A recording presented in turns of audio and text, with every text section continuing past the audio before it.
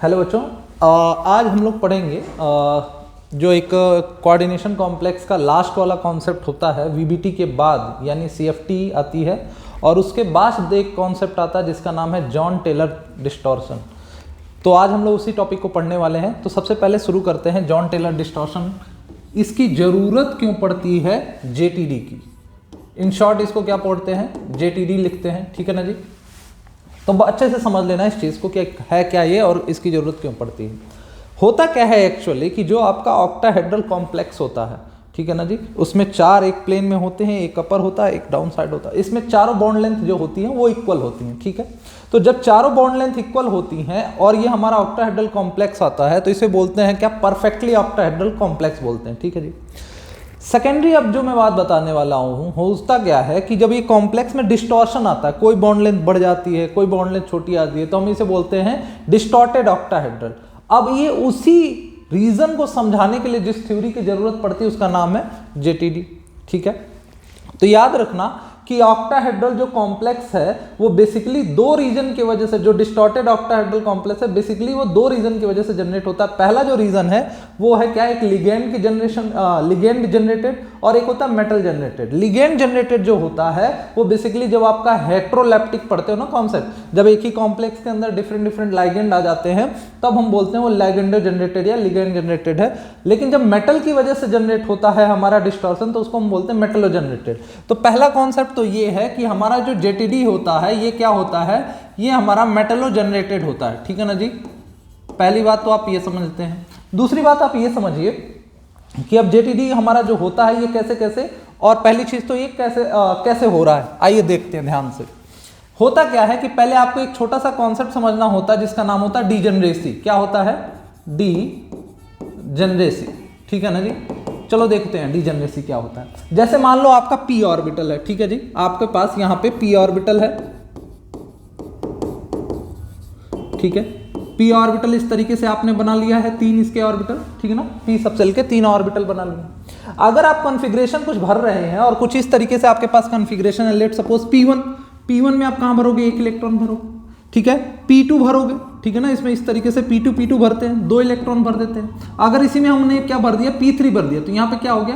तीन इलेक्ट्रॉन भर दिया। तो कहा यह जाता है जब किसी सबसेल के सभी ऑर्बिटल जो होते हैं सेम एनर्जी लेवल के होते हैं, क्या होता है? यहां पर मैं ये बोलने जा रहा हूं कि all orbital of a subshell has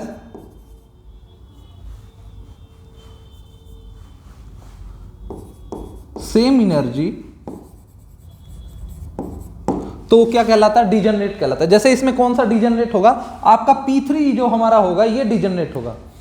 P1 और P2 क्यों नॉन डीजनरेट होगा? जरा ध्यान से समझ लेना कि अगर मैं यहां पे आपके सामने P1 बनाता हूं तो P1 आपने कुछ इस तरीके से बनाया जी, यहां पे एक इलेक्ट्रॉन भर दिया।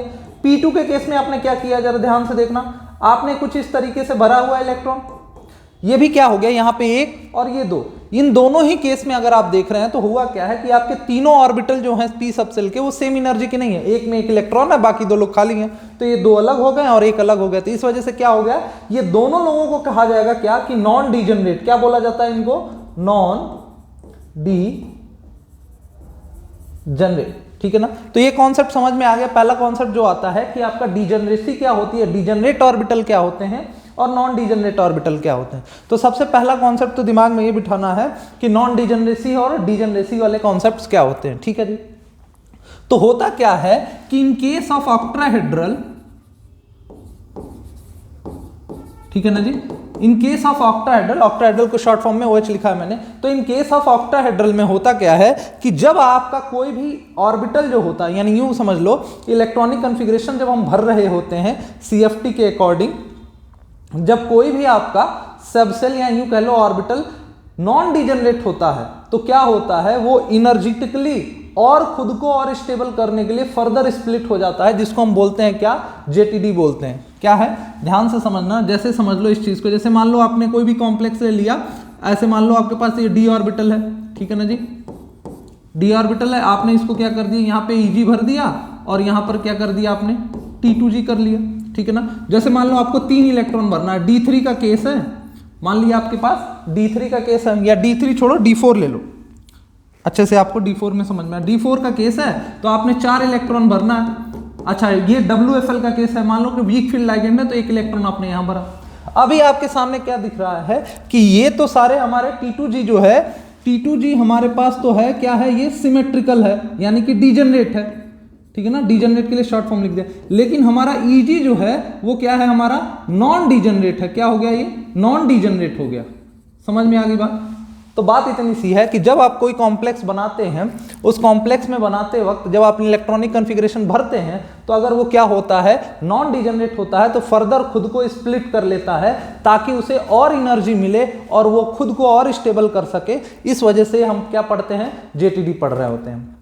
तो पहला कॉन्सेप्ट ये हम आता है कि जेटीडी कहाँ होता है, समझ में आ रही है? तो जेटीडी कहाँ कहाँ होगा, सारे एग्जांपल हम देख लेते हैं। जैसे कि मान लो कि एक तो हो जाएगा आपके पास EG1 का कॉन्फ़िगरेशन हो तब होगा, एक हो जाएगा EG3 में हो जाएगा, ठीक है जी, यहाँ पे हो जाएगा EG3 में हो जाएगा। इधर देखो T2G में कौन सी इलेक्ट्रॉनिक कॉन्फ़िगरेशन होगी तब हो जाएगा हमारा, T2G में 1 हो, T2G में आपका क्या हो 3 हो, T2G में आपका 2 हो, T2G में आपका 4 हो, समझ में आ रही है?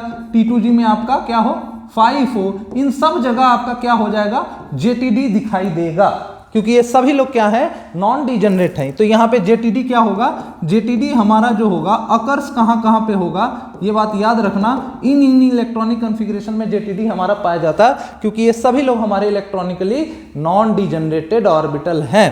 बात समझ में आ गई है? अब अगला चीज हम इसमें पढ़ेंगे, ध्यान से देखना, एक सेकेंड बच्चों ना,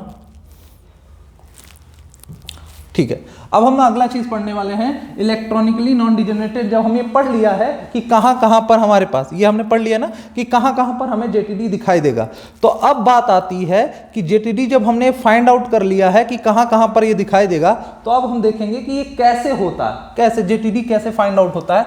तो यहां पर देखेंगे कि ये कॉन्सेप्ट आता है। पहले तो एक बात समझ लेना, जेटीडी में जो बेसिकली तुम्हारे लेवल पे जेई एडवांस और जेई मेंस में आती हैं, वो दो कॉन्सेप्ट जो आते हैं वो क्या है, एक जेड इन और जेड आउट का कॉन्सेप्ट है। एक एक करके डिस्क्राइब कर लेते हैं, ठीक है, ध्यान से देखना। जो जेटीडी में हमारा जेड आउट का एक कॉन्सेप्ट लेकर के चलते हैं, क्या कर लेके चलते हैं, जेड आउट का। पहले उसी को हम लोग समझ लेते हैं, जेड आउट बनता कैसे, आखिर में होता क्या है, ध्यान से समझना। जैसे मान लीजिए कि ये आपका डी ऑर्बिटल है जी, ठीक है,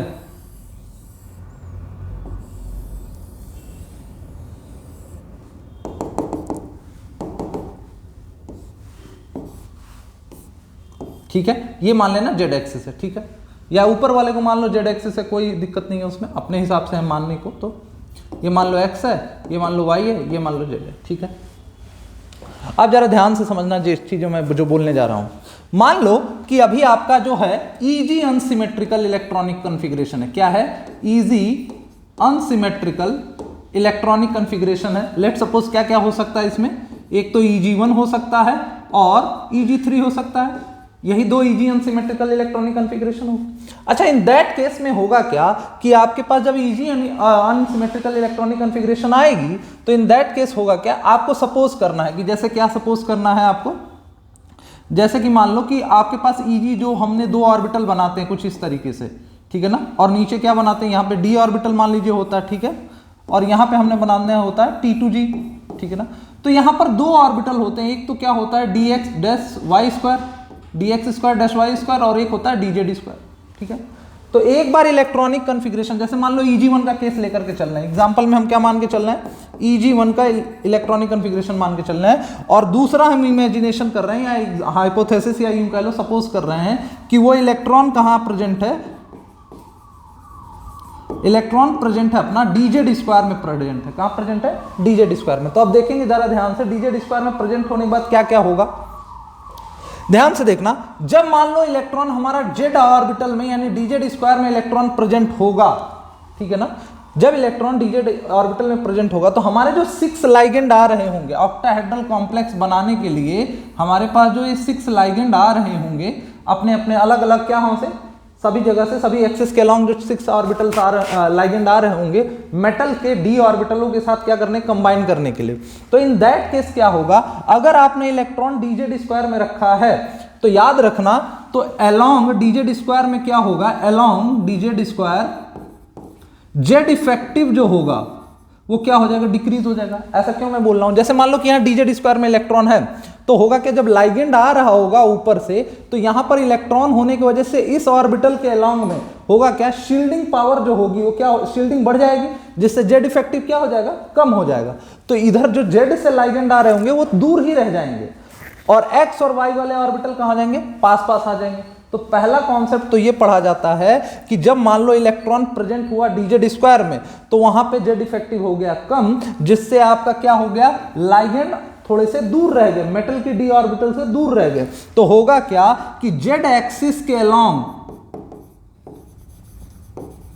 जो बॉन्ड लेंथ होगी ना आपकी, वो क्या हो जाएगी, बढ़ जाएगी। क्या हो जाएगी, जेड और जेड एक्सिस के लंग जो आपकी ऑर्बिट बॉन्ड लेंथ है ये थोड़ी सी बढ़ जाती है एज कंपेयर टू एक्स और वाई के। यहां पे अगर मेटल है तो ये वाले लाइगेंड जो होते हैं इसको थोड़े थोड़े से बढ़ जाते हैं। इसी को बोला जाता है जेड आउट का कॉन्सेप्ट। क्या बोला जाता है, जेड आउट का कॉन्सेप्ट, क्योंकि आपका जेड एक्सिस के लॉन्ग बॉन्ड लेंथ जो है वो बढ़ चुकी है। दूसरी बात अब जो यहां पे करने जा रहा हूं, ध्यान से समझिएगा, ये भी बहुत इंपॉर्टेंट है। अब मैंने आपको ये समझा दिया कि जेड एक्सिस के लॉन्ग आपने क्या कर दिया है, बॉन्ड लेंथ बढ़ा दिया। अच्छा, इसी को बोलते हैं टेट्रागोनल इलॉन्गेशन, एक और नाम से जानते हैं इसका, टेट्रागोनल इलॉन्गेशन। ठीक है ना जी, ठीक है। अब जरा ध्यान से समझना, अब जो चीज मैं बताने जा रहा हूं ये भी काफी इंटरेस्टिंग चीज है। जब आपने यहां पर ये कहा कि भाई साहब आपका जो डी ऑर्बिटल है, लेट सपोज ये आपका डी ऑर्बिटल है, ठीक है ना, और आपने इसमें क्या भरना था, मान लो कि आपने D4 हाई स्पिन का कॉम्प्लेक्स एग्जांपल लिया हुआ, ठीक है, D4 हाई स्पिन का एग्जांपल लिया हुआ ये, और ये dz स्क्वायर है, ठीक है। अब जरा देखना ध्यान से, इन दैट केस आपने ये इलेक्ट्रॉन एज्यूम किया हुआ है कि आपने dz स्क्वायर में, तो ये अब क्या करेगा, अनसिमेट्रिकल होने की वजह से, अभी तो अपने आपने ये समझा कि जेड स्क्वायर में होने की वजह से लाइगेंड आपका टेट्रागोनल मिला। अब इसकी थोड़ी सी ना इलेक्ट्रॉनिक कॉन्फ़िगरेशन भी समझ लेते हैं। होता क्या है, ये खुद को और फर्दर स्प्लिट करता है। अब ये खुद को सिमेट्रिक और करने के लिए फर्दर स्प्लिट करेगा। अब जरा ध्यान से देखना इस चीज को। पहला कॉन्सेप्ट ये करता है कि जेड में इलेक्ट्रॉन होने की वजह से शील्डिंग इफेक्ट कम हो गया, शील्डिंग पावर क्या हो गई थी, शील्डिंग ज्यादा हो गई थी, जिससे जेड इफेक्टिव कम हो गया था। अब दूसरा कॉन्सेप्ट ये कहता है कि एक्स और वाई एक्सिस के अलोंग में जब लाइगेंड बहुत पास आ जाएंगे मेटल के, तो उनकी एनर्जी क्या हो जाएगी बेटा, उनकी एनर्जी बढ़ जाएगी। अच्छा, जब उनकी एनर्जी बढ़ जाएगी तो यहां पे देखना, ये जो ऑर्बिटल ऊपर जाएगा ये हो जाएगा dx square dash Y square, और dz स्क्वायर कहां आ जाएगा, नीचे आ जाएगा। और इसी तरीके से अलोंग में यह भी ये लोग आ जाते हैं, तो ये लोग क्या आ जाते हैं, यहाँ पे ये आ जाता है dxy, और यहाँ पर दो ऑर्बिटल नीचे आ जाते हैं, एक कौन सा होता है dzx और एक हो जाता है dyz। इस तरीके से एक एक इलेक्ट्रॉन इनमें पड़ा होता है, ठीक है ना जी। अच्छा देखो ध्यान से, इसको तुम लोग ऑक्टाहेड्रल में किस नाम से जानते थे, डेलो के नाम से जानते थे। इसको कहा जाता है डेल्टा 1, क्या कहा जाता है, इसको डेल्टा 1 कहा जाता है, और इसको कहा जाता है डेल्टा 2। याद रखना, CFT के केस में इस एनर्जी को जो यहां से रिलीज होती थी स्प्लिटिंग के बाद, उसको बोलते थे CFSE, crystal field stabilisation energy. और यहां पर जो रिलीज होता है, इलेक्ट्रॉनिक कॉन्फ़िगरेशन नीचे चली आई, एनर्जी नीचे आ गई, इसको बोलते हैं JTSE, John Teller stabilisation energy बोला जाता है, ठीक है। अब जरा ध्यान से देखना, इसका भी फॉर्मूला होता है, पर ध्यान से समझ लेना। जैसे बैरी सेंटर है ना ये, तो इसको क्या नीचे वाले को क्या कर दोगे, -1/2, यहां पे क्या लिख दोगे, इसको यहां पे तुम लिख सकते हो -1/2 डेल 1, इसको डेल 1 मान लेना, और ऊपर वाले को क्या लिख लोगे, इतनी एनर्जी लेवल को प्लस 1/2 डेल 1, और इधर वाले में क्या कर दोगे 1/3 2/3 के फॉर्म में डिस्ट्रीब्यूट कर देते हो। तो ये हमारा जेड आउट का कॉन्सेप्ट था, जब मैंने इमेजिनेशन किया कि आपका इलेक्ट्रॉन प्रेजेंट है किसमें, dz स्क्वायर में। सिमिलरली फैशन में अगर मैं तुम्हें बात करूं, जेड इन का केस डिस्कस कर दूंगा, इतना टाइम नहीं लगेगा, देखना बहुत आसान है। अब इमेजिन कर लो कि तुम्हारा मान लो कि Eg1 अनसिमेट्रिकल इलेक्ट्रॉन था, और इलेक्ट्रॉन कहां प्रेजेंट है, इलेक्ट्रॉन प्रेजेंट है कहां पर भाई, dx square dash Y square में प्रेजेंट है। जब तुमने ये अलोंग किया तो अब क्या हो जाएगा, इसके अलोंग में क्या हो जाएगा, along dx square dash Y square के अलोंग क्या हो जाएगा, जेड इफेक्टिव जो होगा वो क्या हो जाएगा, डिक्रीज हो जाएगा। तो बॉन्ड लेंथ क्या हो जाएगी इनके अलोंग में, बॉन्ड लेंथ जो होगी वो along dx square dash Y square में क्या हो जाएगी, बढ़ जाएगी। जिससे होगा क्या, जिससे होगा कुछ नहीं, टेट्रागोनल कॉन्ट्रैक्शन आ जाता है। क्या हो जाता है जरा देखना ध्यान से,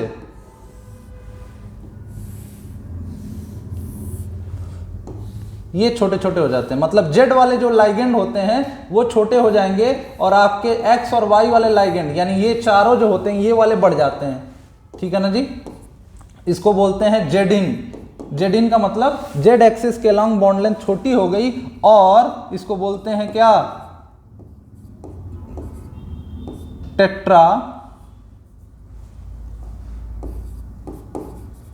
टेट्रागोनल कॉन्ट्रैक्शन।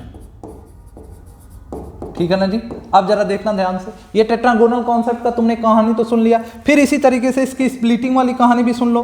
कहानी में कुछ इतना है, बस ध्यान से देखना कि आपने जो इमेजिनेशन किया था वो यहाँ पे एक मान के चलना है, dx square dash Y square में इलेक्ट्रॉन है, और ये आपने वही कहानी है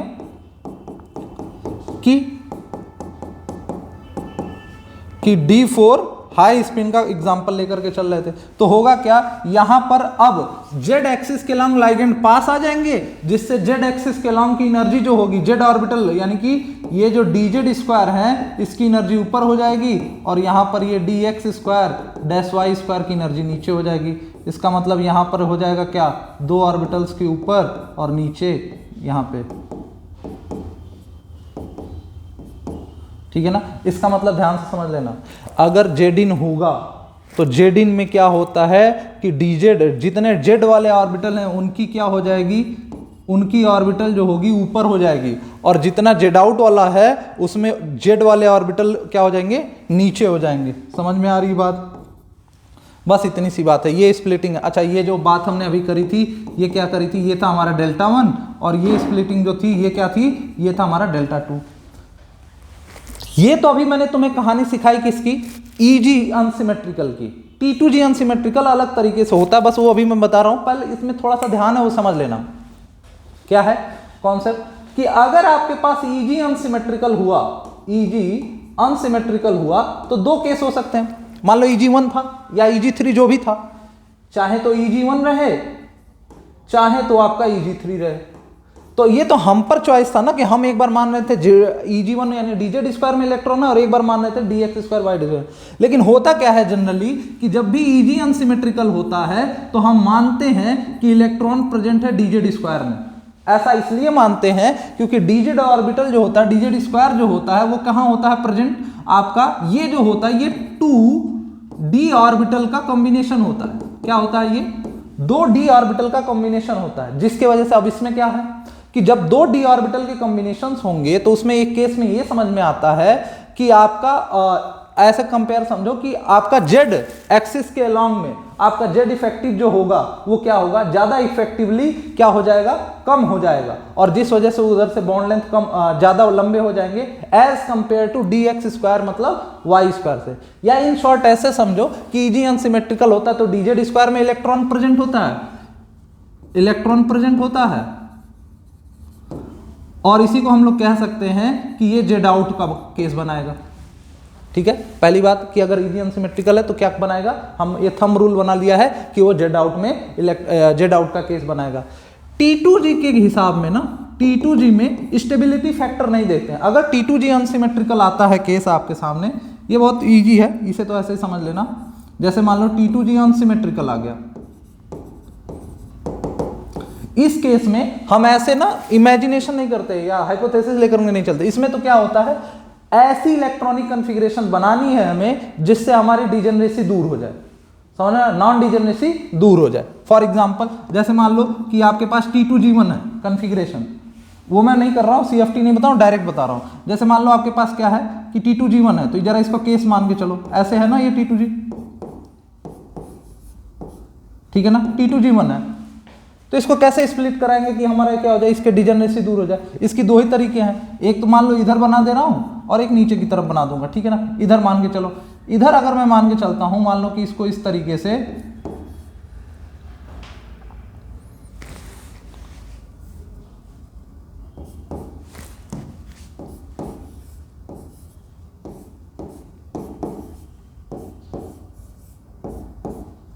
इसको मैं ऐसे मान सकता हूं कि दो ऊपर चले जाएं और एक नीचे आ जाए।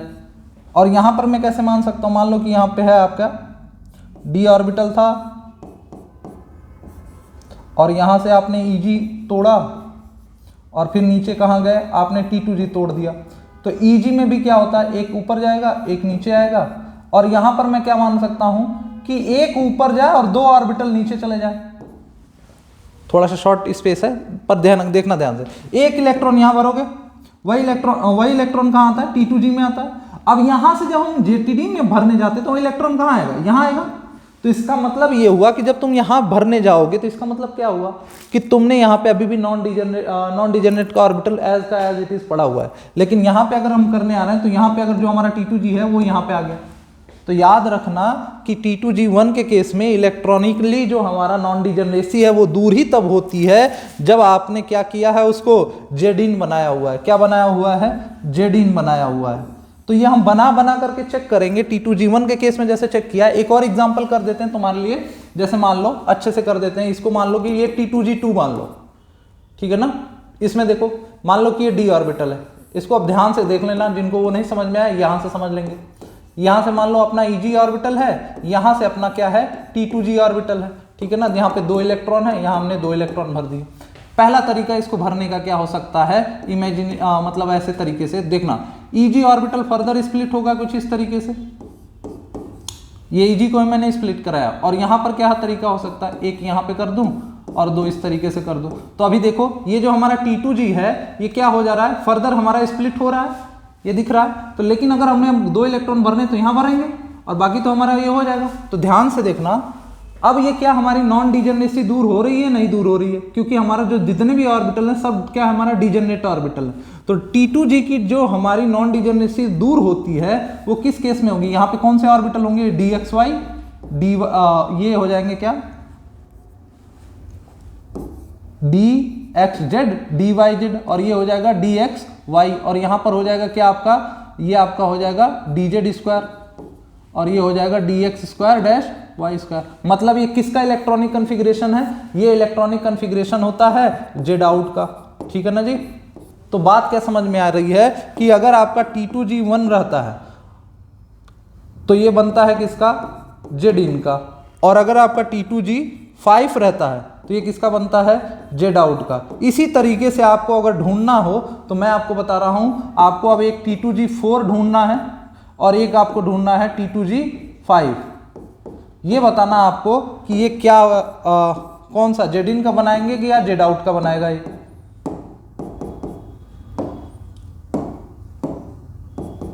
ये क्या बनाएगा, तो देखो अगर 4 इलेक्ट्रॉन भरने होंगे तो यहां पर देखना 3, एक चौथा यहां पे आ जाएगा। T2g4 कहां, मतलब यहां पे चौथा इलेक्ट्रॉन है, तो कैसे भरोगे उसको कि हमारा अनसिमेट्रिकली जाए, तो हम कुछ ऐसे भर देंगे, एक ऑर्बिटल नीचे रहे बाकी दो ऑर्बिटल, मतलब कि T2g4 किस में जाएगा, यहाँ पे अगर इसको मैं चेंज करता हूं तो वो बनता है किसका, z आउट का बनता है, और T2g5 में क्या बनेगा, z इन का बनेगा, ठीक है ना जी। चेक कर लेंगे हम लोग। तो इस तरीके से T2g सिमेट्रिकल और अनसिमेट्रिकल का केस होता है। और एक लास्ट टॉपिक है, बस ये कर लो तो ये यहां से ये टॉपिक खत्म होता है, एक्सटेंट ऑफ JTG। याद रखना कि अगर मान लो आपके सामने कंपैरिजन करने को आ जाए कि T2g अनसिमेट्रिकल और Eg अनसिमेट्रिकल, अगर आपके पास आ जाए कंपैरिजन करने को T2g अनसिमेट्रिकल और एक आ जाए Eg अनसिमेट्रिकल, तो इसमें याद रखना Eg अनसिमेट्रिकल का एक्सटेंट ज्यादा होता है, क्योंकि हमें पता है कि ये Δ2 का एक्सटेंट Δ1 से कम ही होता है। जो हमने फर्दर स्प्लिट की थी ना, इसको हमने Δ1 माना था, इसको Δ2 माना था, तो यहाँ पे स्प्लिटिंग ज्यादा होती है, यहाँ पे कम होती है, इस वजह से Eg अनसिमेट्रिकल की ज्यादा। और अगर बात आ ही गई Eg अनसिमेट्रिकल में, ठीक है ना जी, Eg में ही आ जाए, Eg1 का और Eg3 का, इन दोनों में बताओ कौन किसका ज्यादा होता, तो ऑब्वियस सी बात है कि Eg3 का ज्यादा होगा। ज्यादा नंबर ऑफ इलेक्ट्रॉन, ज्यादा शील्डिंग, ज्यादा जेड इफेक्टिव कम, ज्यादा हमारा हो जाएगा, ठीक है ना। तो हमारा इस तरीके से हो जाएगा। और अगर दोनों ही Eg3 के आ जाते हैं, दोनों both, if both from Eg3, तब क्या होगा, तब हमारा किस पे हो जाएगा, यानी Eg3 का मतलब होता है क्या, D9, तब होगा क्या हमारे पास, वही कर लेना, क्यों आगे आऊं वाला कॉन्सेप्ट किसका है वो,